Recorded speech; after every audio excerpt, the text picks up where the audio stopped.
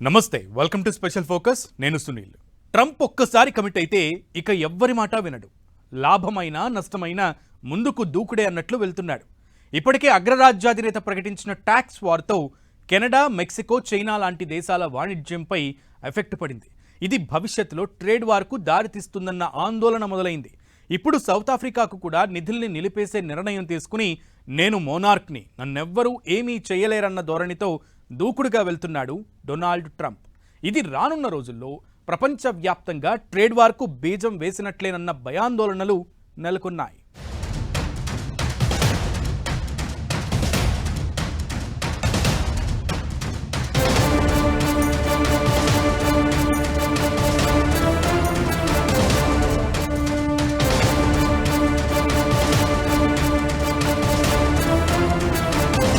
మోనార్క్ని ఎవ్వరి మాట విననంటున్న Trump trade war విషయంలో తగ్గేది లేదంటూ దూకుడు. కెనడా, మెక్సికో, చైనాల హెచ్చరికలు డోంట్ కేర్. సౌత్ ఆఫ్రికాకు చుక్కలు చూపిస్తున్న ట్రంప్ ఆర్థిక సాయం నిలిపేసిన అమెరికా దేనికైనా రెడీ అంటున్న ట్రేడ్ వార్ దేశాలు. కెనడా, మెక్సికో నుంచి దిగుమతి చేసుకునే వస్తువులపై 25%, చైనాపై అదనంగా 10% సుంకం విధిస్తూ అమెరికా నూతన అధ్యక్షుడు డొనాల్డ్ ట్రంప్ తీసుకున్న నిర్ణయంతో ప్రపంచవ్యాప్తంగా ట్రేడ్ వార్ మొదలైందా అన్న సంకేతాలు కనిపిస్తున్నాయి. ట్రంప్ ఇలా నేనింతే అన్నట్లు వ్యవహరిస్తుండటంతో చిర్రెత్తుకొచ్చిన కెనడా, మెక్సికో, చైనా దేశాలు కూడా అమెరికాను ఎలా ఇరకాటంలో పెట్టాలా అని ప్రయత్నిస్తున్నాయి.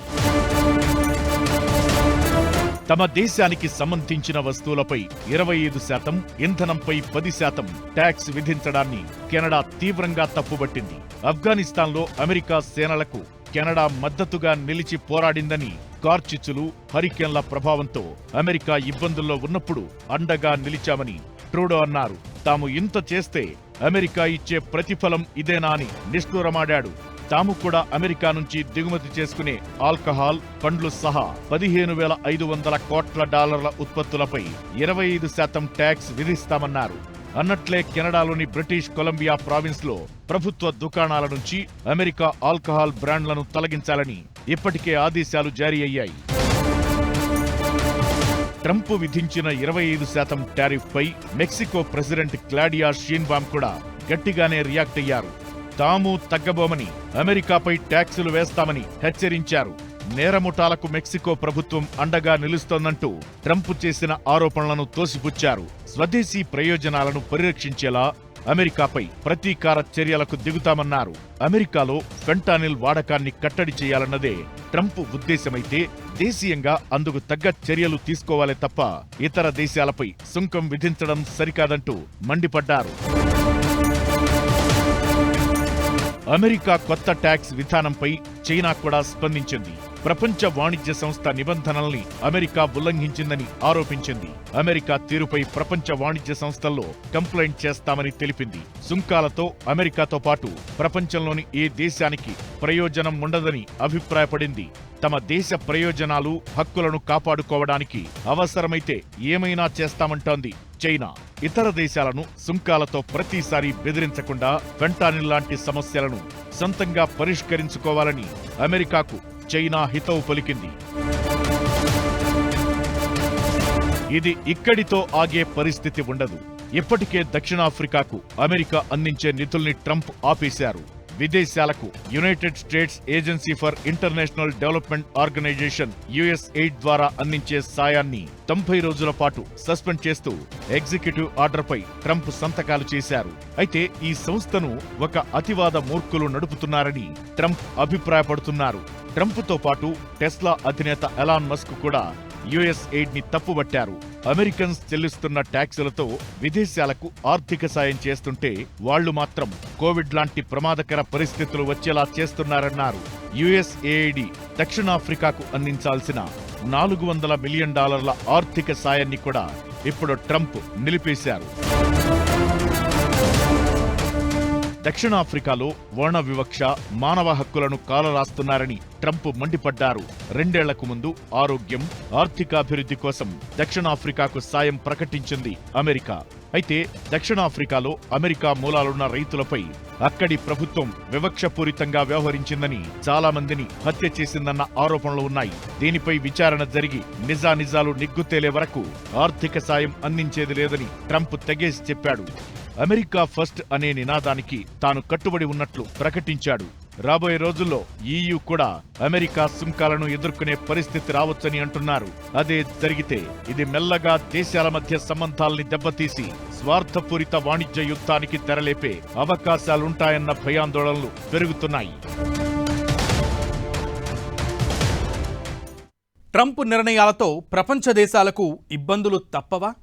ట్రంప్ టెంపర్తో ప్రపంచం ట్రేడ్ వార్ను ఎదుర్కోబోతోందా? ఇది ఆర్థిక అస్తవ్యస్తానికి కారణమవుతుందా? అయినా ట్రంప్ ఎందుకు తగ్గనంటున్నారు? ఈ పరిణామాలతో అమెరికన్లకు కష్టాలు తప్పవా? ఇంతకీ వాళ్లకొచ్చే ఇబ్బందులేంటి?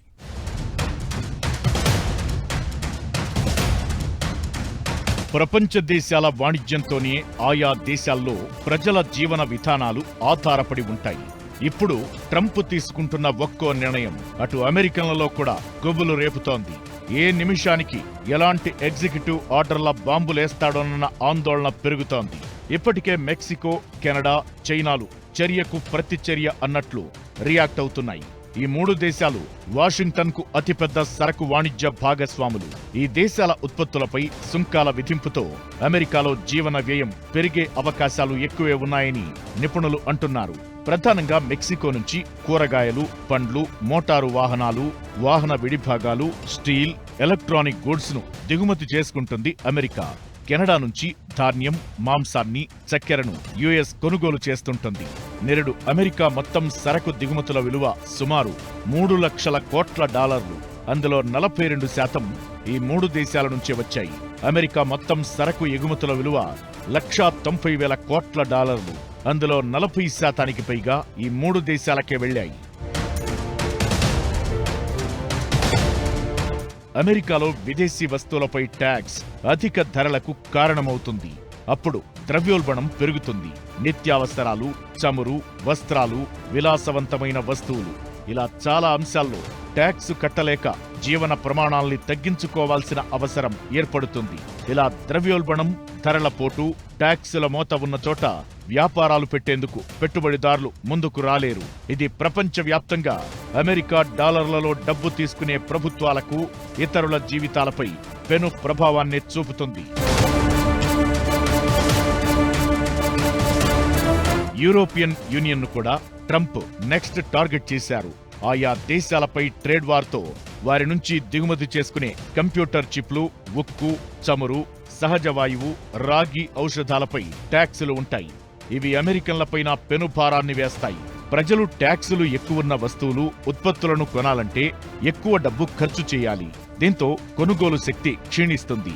వస్తువులకు కూడా డిమాండ్ బాగా తగ్గిపోతుంది. తప్పనిసరిని కొనడం వల్ల అమెరికన్లలో ఖర్చులు పెరుగుతాయి. ఇది వారి జీవన ప్రమాణాల్ని తగ్గించే ఛాన్స్ ఉండొచ్చన్నది అంచనా.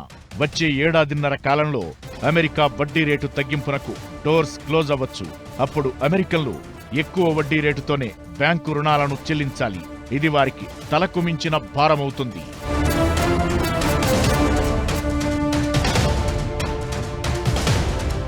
పనామా కాలువ విషయంలోనూ ట్రంప్ పవర్ఫుల్ ప్రకటన ఉంటుందని హింటిచ్చారు. ఈ కాలువను తిరిగి స్వాధీనం చేసుకుంటామని బలవంతపు చర్యలు కూడా ఉండొచ్చన్న సంకేతాలిచ్చారు. పనామా కాలువను 1914లో అమెరికా నిర్మించింది. ద్వైపాక్షిక ఒప్పందాల్లో భాగంగా 1999లో పనామాకు అప్పగించింది. అయితే అమెరికా వాణిజ్య నౌకా దళానికి చెందిన షిప్ల నుంచి పనామా దేశం భారీగా ఫీజులు వసూలు చేస్తోంది. వీటిని తగ్గించాలని, లేదంటే ఒప్పందాన్ని రద్దు చేసుకుని కాలువను వెనక్కి తీసుకుంటామని కూడా ట్రంప్ హెచ్చరిస్తుండడం ఇప్పుడు టెన్షన్ పెడుతోంది. పనామా కాలువను ప్రస్తుతం చైనా నిర్వహిస్తోందని, ఒప్పందాన్ని పనామా ఉల్లంఘిస్తోందని ఆరోపిస్తున్నారు ట్రంప్. అమెరికా నెక్స్ట్ ఇండియాను టార్గెట్ చేస్తుందన్న భయాందోళనలు కూడా ఉన్నాయి. అయితే మన దేశం సాఫ్ట్వేర్, ఏఐ, స్టెమ్ ఆధారిత పరిశోధనల పరంగా స్వదేశీ సామర్థ్యంతో ఉంది.